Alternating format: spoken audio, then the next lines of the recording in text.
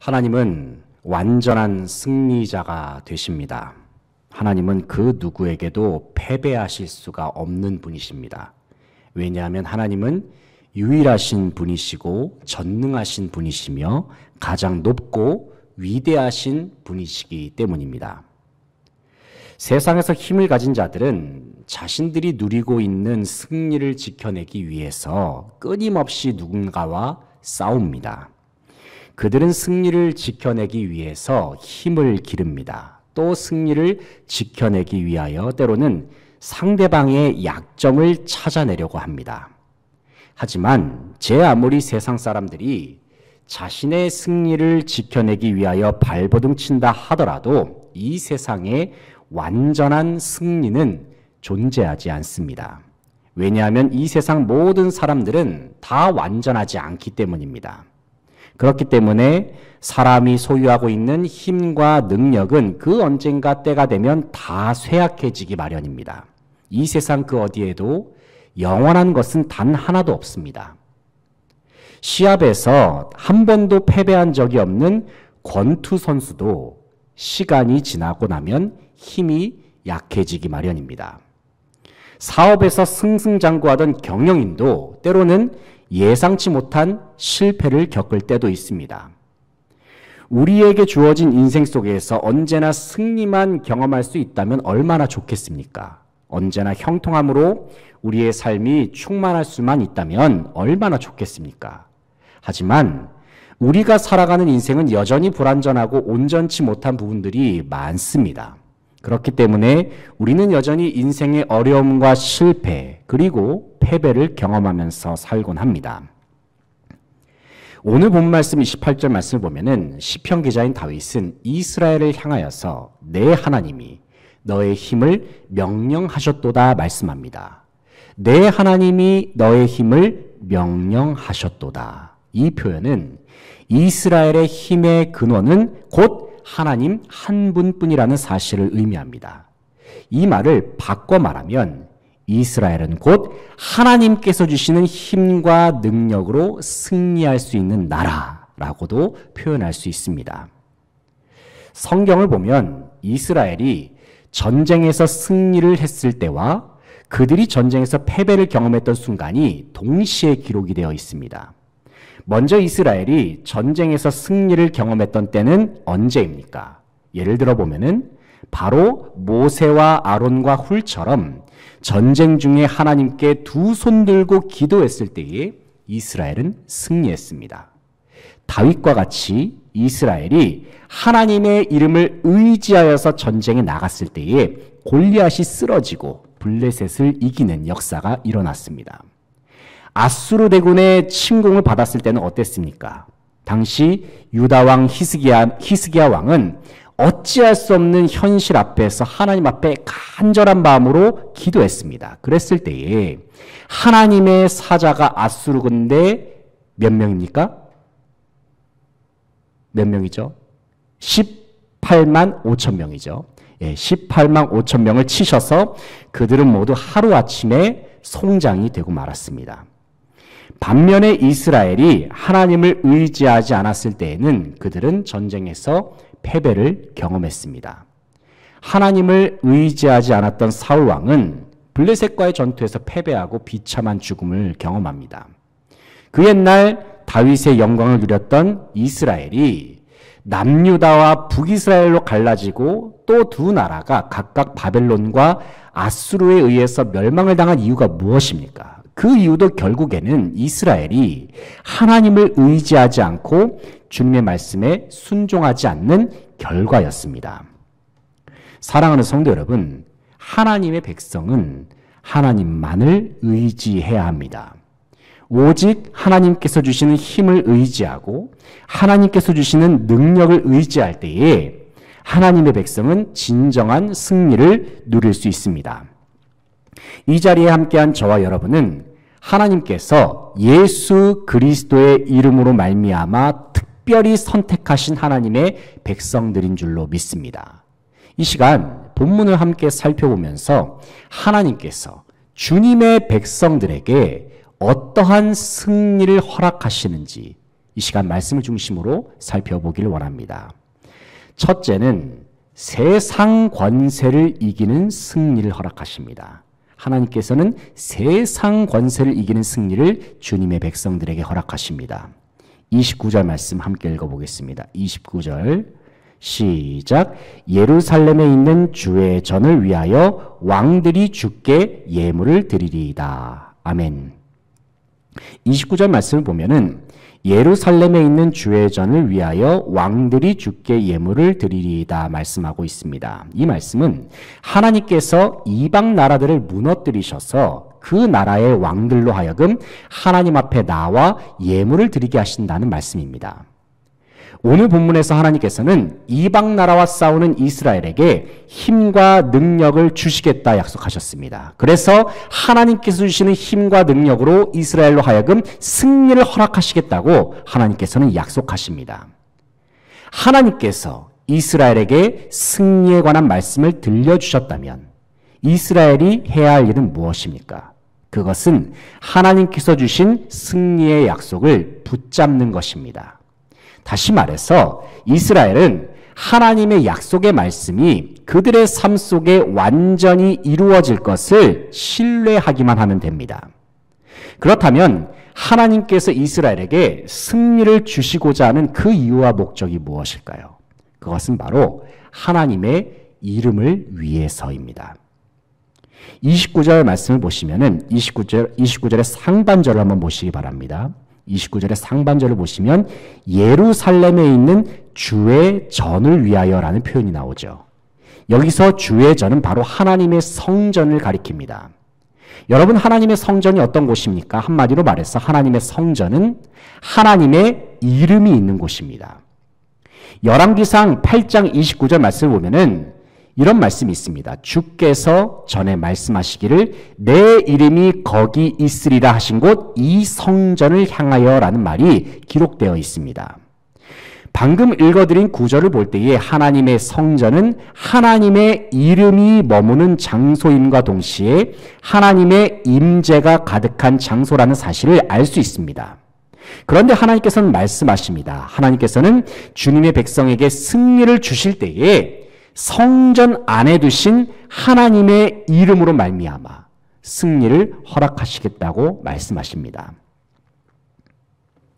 2000년 전에 예수님께서는 이 땅에 오셔서 공생의 시절을 보내셨습니다. 그 후에 예수님은 우리의 죄를 대속하시려고 십자가에 죽으셨습니다.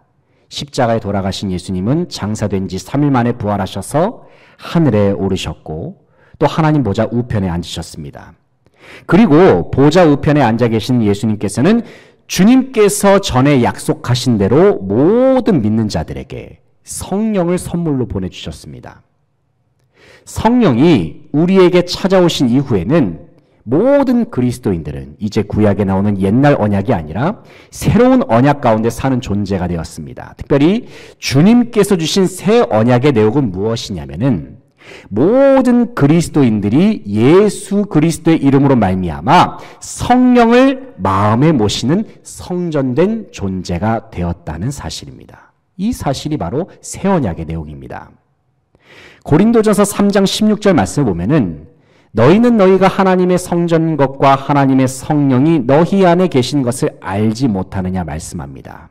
하나님의 성전이 이제는 구약에 건축된 그 성전이 아니라 바로 성령을 마음에 모시는 그리스도인 각자가 바로 하나님의 성전이라고 분명히 말씀합니다.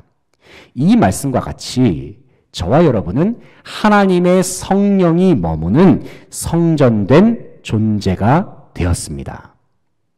특별히 우리가 하나님의 성전이 되었다는 것은 저와 여러분의 마음속에 누구의 이름이 머무는 것과도 같습니까? 하나님의 이름이 머문다는 의미와도 같습니다. 성경에서 하나님의 이름은 곧 하나님의 존재 자체를 의미합니다. 사랑하는 성도 여러분, 하나님께서 저와 여러분의 마음속에 어떤 이름을 주셨습니까? 바로 유일하신 하나님의 이름 되시는 예수의 이름을 우리의 마음에 두셨습니다.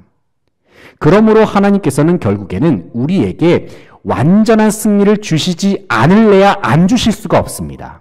왜냐하면 우리의 마음속에는 하나님의 이름 되시는 예수의 이름이 있기 때문입니다.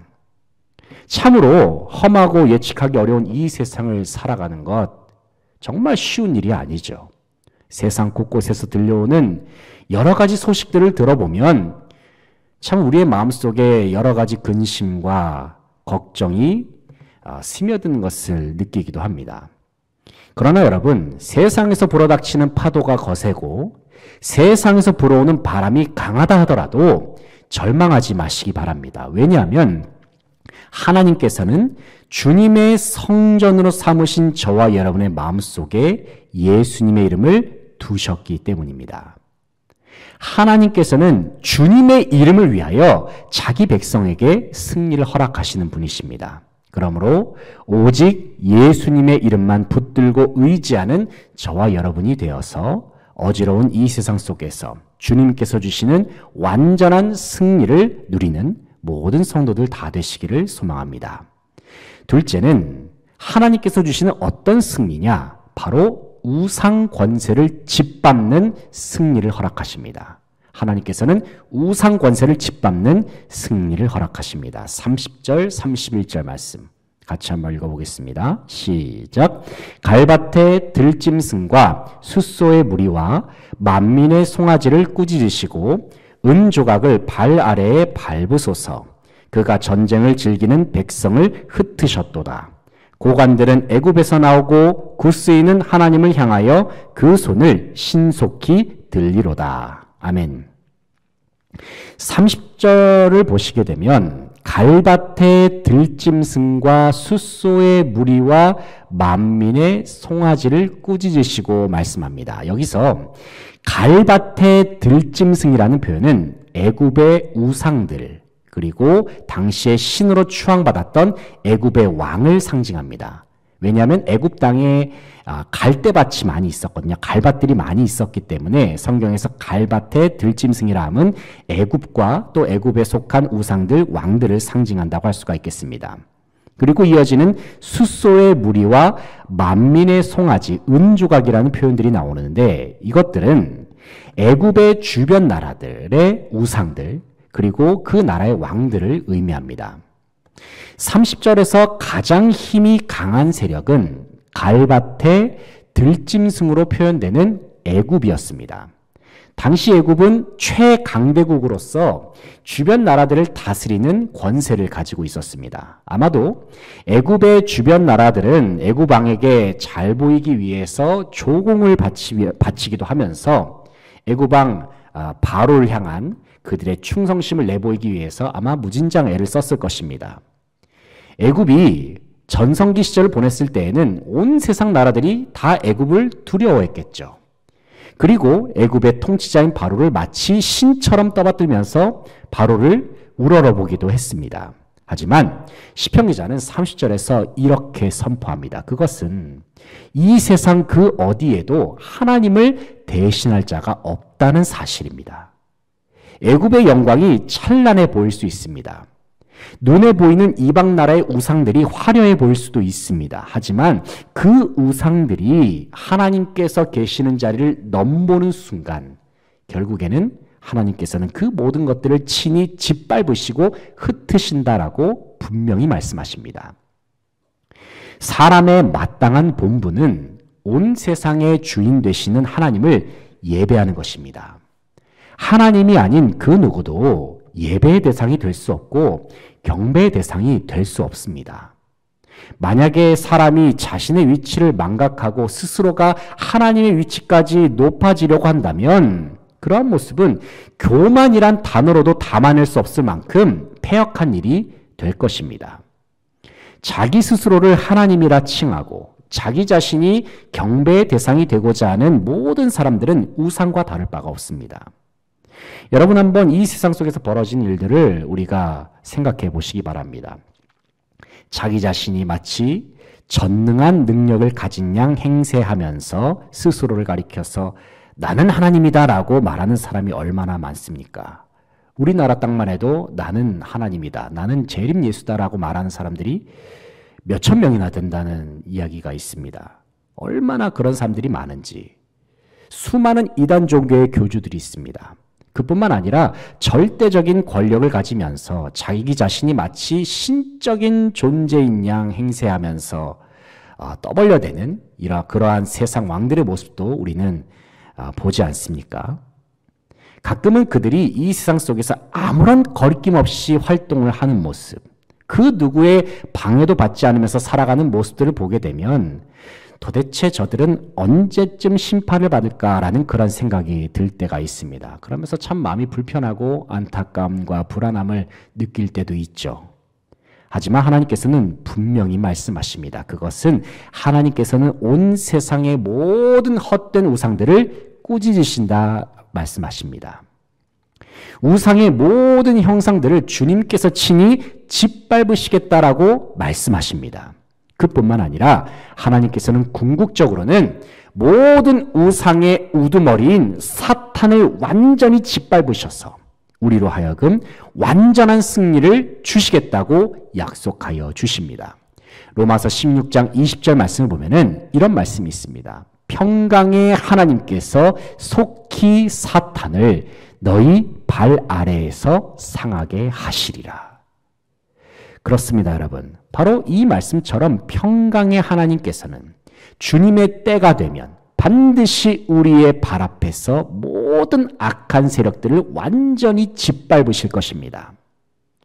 그동안 수많은 사람들을 죽음의 구렁텅이로 몰아가던 악의 근원은 때가 되면 결국에는 주님의 심판으로 말미암아 완전한 멸망을 경험하게 될 것입니다.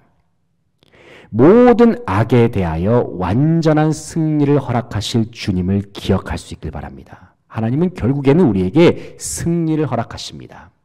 이 세상의 악이 승리하는 것처럼 보인다 할지라도 하나님께서는 결국에는 모든 악을 심판하실 것입니다. 모든 악에 대하여 완전한 승리를 거두실 주님을 기억하면서 오직 하나님께서만 주시는 하늘의 평안과 위로를 경험하는 저와 여러분 되시기를 소망합니다. 셋째는 자기 백성으로 하여금 하나님께서는 승리의 노래를 부르게 하십니다. 하나님께서는 우리의 입술에 승리의 노래를 두십니다.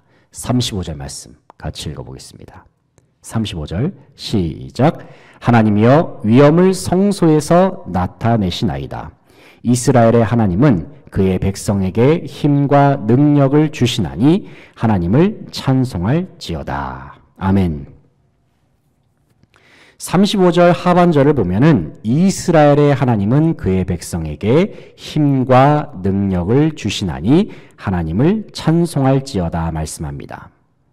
여기서 시편 기자는 이스라엘의 하나님께서 그의 백성에게 힘과 능력을 주신다고 선언합니다. 그렇다면 하나님께서 이스라엘에게 주시는 힘과 능력은 무엇입니까? 그것은 앞서 함께 살펴본 것처럼 먼저는 온 세상 권세를 이기는 힘과 능력입니다. 다음으로는 모든 우상들을 이기는 힘과 능력입니다. 그리고 마지막으로는 위대하신 하나님을 찬양하는 힘과 능력입니다. 그런데 놀라운 사실은 하나님께서는 단순히 이스라엘에게 힘과 능력만을 주시는 것이 아니라 주님의 위엄을 성소에서 나타내신다 말씀합니다.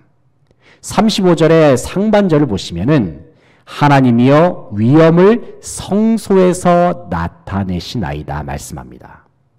여기서 성소라는 곳은 그 옛날 성막이나 성전과 같이 하나님께서 임재하시는 거룩한 장소를 의미합니다. 성경에서 하나님께서 성소에 계시다라는 표현은 주님께서 성소가 있는 이스라엘과 함께 계신다는 말과도 같습니다. 35절을 다시 보면은 시편 기자는 하나님께서 위엄을 성소에서 나타내신다고 선포합니다. 다시 말해서 하나님의 위엄과 능력이 이스라엘과 함께 계심을 시편 기자는 거듭 강조하고 있습니다. 오늘날 하나님의 성전된 우리는 35절 말씀을 읽을 때에 성소를 가리켜서 예수님을 모시는 우리의 심령으로 받아들여야 합니다. 왜냐하면 성령께서 우리에게 오신 이후로 구약에 나오는 성전, 성소라는 개념은 어떤 건물을 가리키는 것이 아니라 주님을 마음에 모시는 그리스도인 자체를 가리키기 때문입니다. 이러한 개념을 분명하게 기억하면서 35절을 다시 보시기 바랍니다. 하나님께서 성소에 무엇을 나타내신다고 말씀하십니까? 바로 하나님의 위엄을 나타내신다고 약속하십니다. 여기서 하나님의 위엄이라는 표현은 세상 왕들에게서는 전혀 찾을 수 없는, 범접할 수 없는 두려움, 경외감, 그리고 측량할 수 없는 주님의 능력을 의미합니다. 그런데 놀라운 사실은 하나님께서는 바로 이와 같이 경이로운 하나님의 위엄을 우리의 심령에 주시겠다고 말씀하십니다. 하나님의 위엄, 하나님의 능력이 우리의 마음에 거할 때에 우리는 어떤 상황 속에서도 담대할 수 있고 결국에는 승리할 수 있습니다. 그리고 우리는 하나님께서 주시는 위엄과 능력으로 인하여 주님의 높고 위대하심을 소리 높여 찬송할 수 있습니다.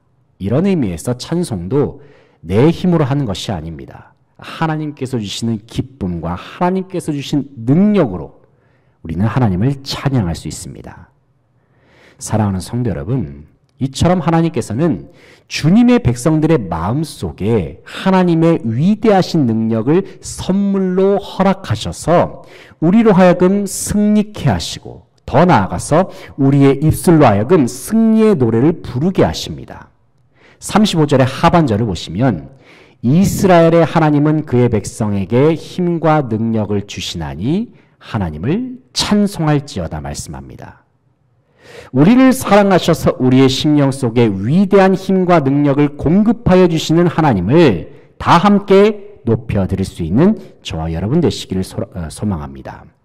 비록 찬송할 수 없는 상황이라 할지라도 하나님께서는 우리에게 힘과 능력을 허락하십니다. 그래서 결국에는 주님을 예배하게 하시고 찬송케 하십니다. 그렇게 하실 주님을 기억하면서 승리의 노래로, 하나님께서 주시는 승리의 노래로 주님께 모든 영광을 돌려드리는 저와 여러분 되시기를 소망합니다. 이제 말씀을 정리하겠습니다. 사랑하는 성도 여러분, 하나님은 우리의 힘과 능력이 되십니다.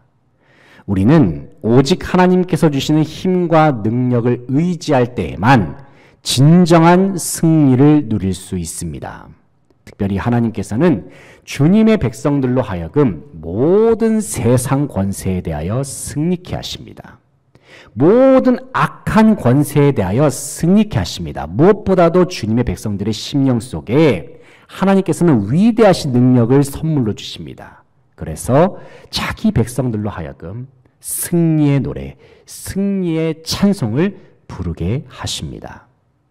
사랑하는 성도 여러분, 이미 하나님께서는 우리에게 승리를 약속하셨습니다. 그것을 우리는 어떻게 할 수 있습니까? 왜냐하면 우리의 마음속에는 이미 모든 세상 권세, 악한 권세에 대하여 승리하신 예수 그리스도께서 사시기 때문입니다. 승리하신 주님이 우리의 마음속에 계시기 때문에 승리는 이미 저와 여러분의 것입니다. 우리가 이런 찬양도 많이 부르지 않습니까? 승리는 내 것일세. 승리는 내 것일세. 우리가 이 찬양을 할 수 있는 이유가 무엇입니까? 주님이 우리와 함께 계시고 주님이 이미 승리를 이루셨기 때문입니다. 비록 세상이 힘들고 어렵다 할지라도 낙심하지 마시기 바랍니다. 승리의 주님이 저와 여러분을 성전 삼으셔서 영원토록 우리와 함께하여 주십니다. 우리의 대장 되시는 승리의 주님 예수 그리스도만 의지하십시오. 그리하여 하나님께서 허락하시는 완전한 승리로 인하여 주님 앞에 큰 소리로 찬송과 영광을 돌려드리는 모든 성도들 다 되시기를 간절히 바라고 소망합니다. 기도하시겠습니다.